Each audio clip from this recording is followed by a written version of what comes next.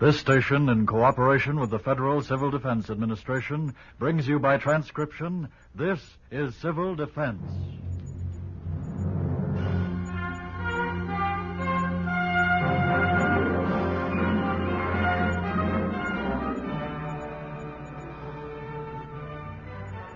This is the river, product of the heavens and of the earth, compounded of rain and snow, and at the source fed by the waters under the earth, the river.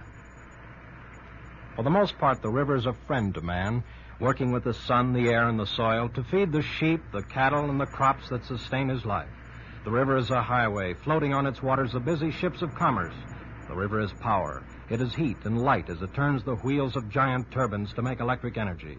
The river is all these and more. For the river, too, can be an enemy. Listen. The time is early spring. The place 300 miles upriver from the city. What do you think, Joe? I think it's the worst ice jam I've seen on the river in 30 years, and I think it's due to break up soon. Yeah, I suppose we better flash a warning.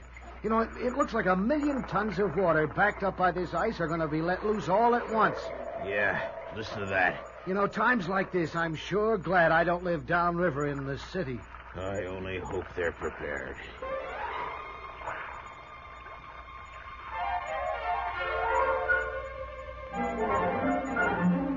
How can you be prepared to fight a rolling wall of water?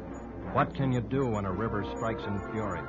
How can you deal with people who live in peace beside a friendly river and who believe that war can happen in Asia, famines and floods can come to India, but who refuse to believe that disaster can strike them? What can you do? How many are going to lose their lives in this titanic battle with the river?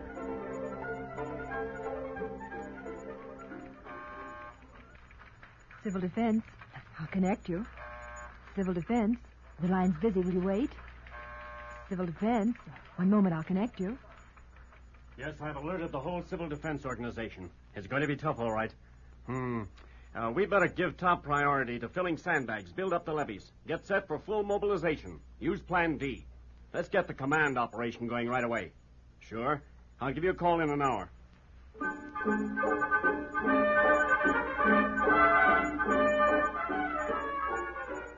Plan D to fight the river. Let's see what that means. Sorry, I won't be home to supper right now. I'm on Civil Defense Fire Guard duty. Hello. Hello, Red Cross? Yes. I'm ready. I'll be down there in 10 minutes. Motor Carriers Association calling Trailer Unit 122. Come in, 122. 122, over. Called once to evacuate furniture and household goods from farm 6 miles due west of highway. Now, here's the plan. We in Civil Defense have been preparing for months for what to do in case of disaster, whether caused by nature or enemy attack.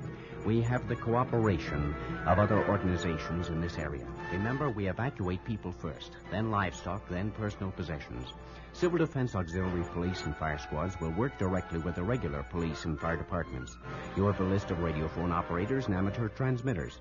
Here's the map showing the location of every emergency Red Cross welfare center for feeding and housing refugees. In a way, this is...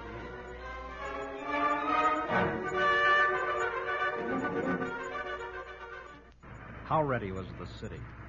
What would be the death toll when the river went back in its banks? Would there be panic, plague and diseases from polluted water, complete loss of crops and livestock, the bodies of men, women, and children drifting in the surging flood?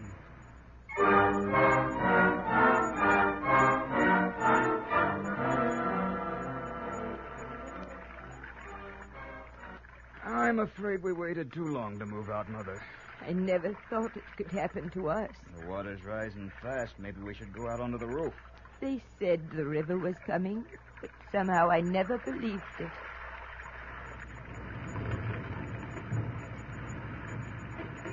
Look, there goes our barn. The house may be next, and that means we'll go with it.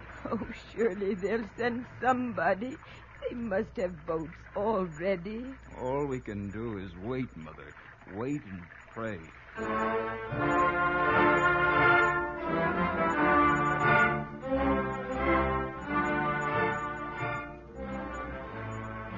Not just barns and bridges and factories, railroads to be saved from the surging waters, but people, human beings, you and me, How many lives would the river take?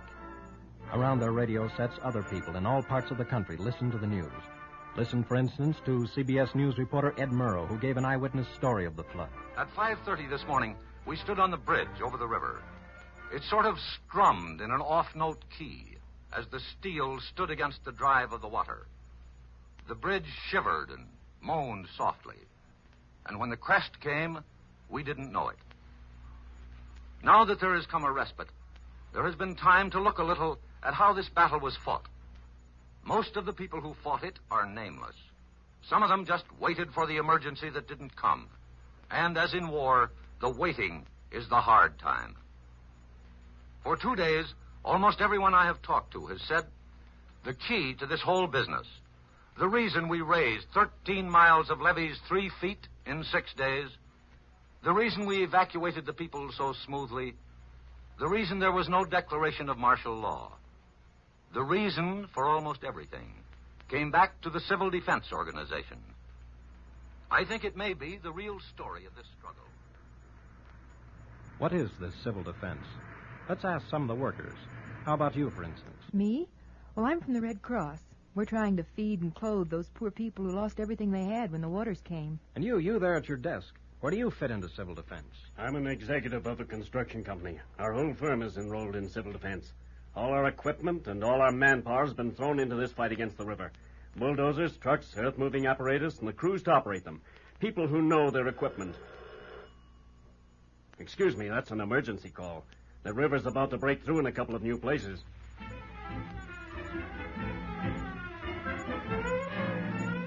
And again to Edward R. Murrow, who looked and reported. The civil defense people here didn't just make plans to deal with a bombing attack. They trained 4 battalions of auxiliary firemen. They told people how to put out little fires before they become big ones. They trained 400 auxiliary police. Minimum training period, 40 hours. Those are the men who have been handling traffic. The established police force couldn't have done it. Will he be all right, Doctor? Oh. Yes, he'll live, thanks to your first aid work before I could get here by boat. Civil defense tried to train at least one person in each home in the matter of first aid. And the safety record in this incredible operation is magnificent. Trucks loaded with gravel and sand, highballing through narrow streets day and night. Heavy dirt, moving in heavy equipment, slithering in the mud. And so far, not a single fatal accident. Not a single fatal accident. And the waters rose. Do you hear anything yet? It's too dark to see. Not yet, Mother. Won't they ever come? It's been hours. Stretch out here on the roof, Mother, and let me put a blanket over you. I'm so afraid. I can feel the house shaking. It's a good house. I laid that foundation myself. John, I'm so hot. I'm burning up. Oh, why don't they come?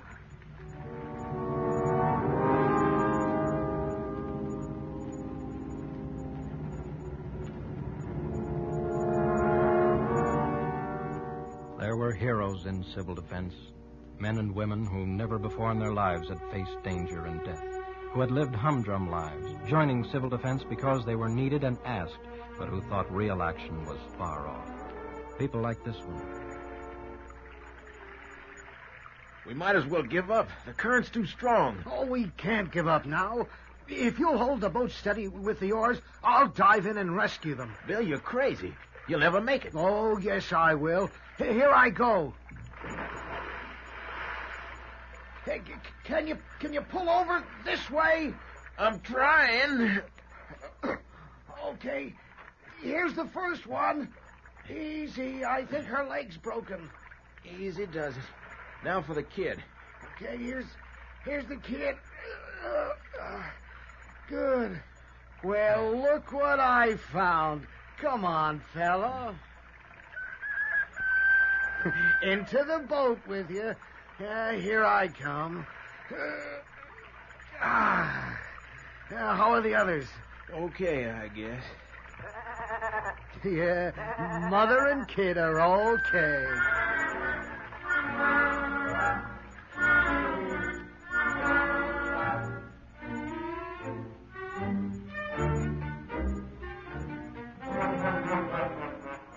Yes, human beings risked their lives to rescue other people. And livestock, household pets too, when they could. And the battle went on, directed by Civil Defense, with an army of people belonging to all walks of life, to all sorts of cooperating organizations. The battle was being won slowly. How? Planning did it. Ed Murrow knew when he broadcast these words. When the flood started, the authorities said, first of all, we ought to make a list of all the heavy equipment, all the trucks, bulldozers, and all the rest. And the civil defense authorities just reached into their files and said, all right, if you want it, here it is, all ready for you. We made it up months ago.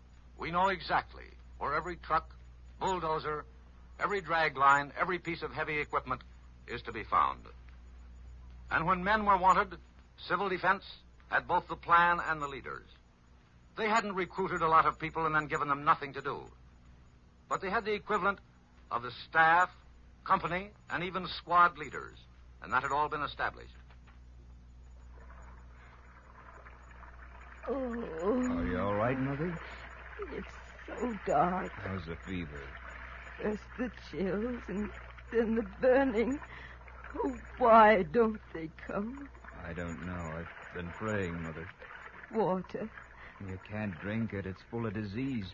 Millions of gallons of water right up here to our roof, and you can't drink it. John. Yes? If I die, will you... Don't say that, Mother. Oh, I'm so sick. Help will come. It has to come.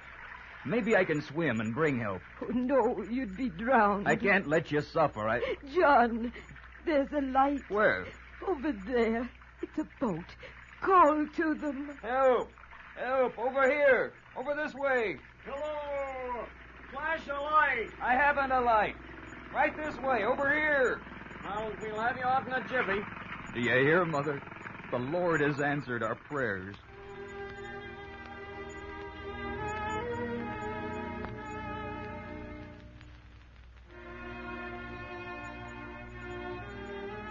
Yes, that was the river. That was the city. And those were its people. And this is civil defense. As Ed Murrow tells us... More special passes are needed, so a printer gets out of bed at 4 in the morning and prints them.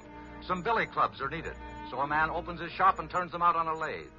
The other day, they were filling sandbags at the rate of 10,000 an hour. It was decided they required 15,000 an hour, so they just up and filled 15,000 an hour on a 24-hour basis.